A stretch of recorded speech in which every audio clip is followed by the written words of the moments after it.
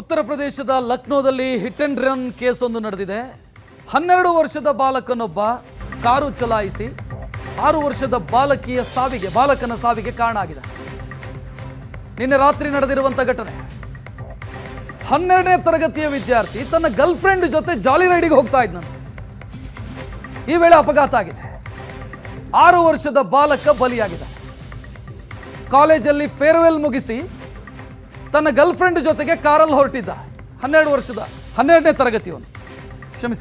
ತರಗತಿ ಬಾಲಕ. 6 ವರ್ಷದ ಬಾಲಕ ಈ ಅಪಘಾತದಲ್ಲಿ ಬಲಿಯಾಗಿರೋದು.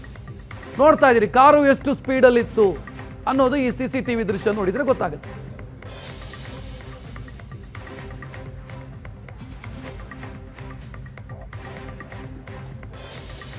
ವಿಪರೀತ ವೇಗದಲ್ಲಿತ್ತು ಕಾರು.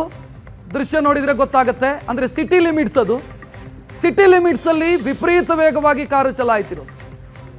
12ನೇ ತರಗತಿಯ ವಿದ್ಯಾರ್ಥಿ ಫೇರ್ವೆಲ್ ಪಾರ್ಟಿ ಮುಗಿಸ್ಕೊಂಡು, ಅಂದ್ರೆ ಕಾಲೇಜಿನ ಫೇರ್ವೆಲ್ ಪಾರ್ಟಿ ಮುಗಿಸ್ಕೊಂಡು ತನ್ನ ಗರ್ಲ್ ಫ್ರೆಂಡ್ ಅನ್ನು ಕಾರಲ್ಲಿ ಕೂರಿಸಿಕೊಂಡು ಜಾಲಿ ರೈಡಿಗೆ ಹೋಗಿದ್ದು.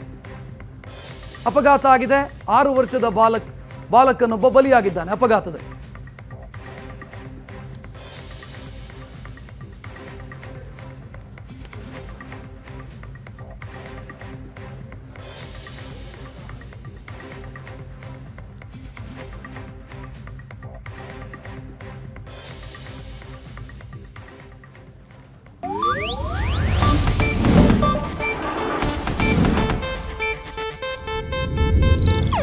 ಇದು ಏಷ್ಯಾನೆಟ್ ನ್ಯೂಸ್ ನೆಟ್ವರ್ಕ್ ಪ್ರಸ್ತುತಿ.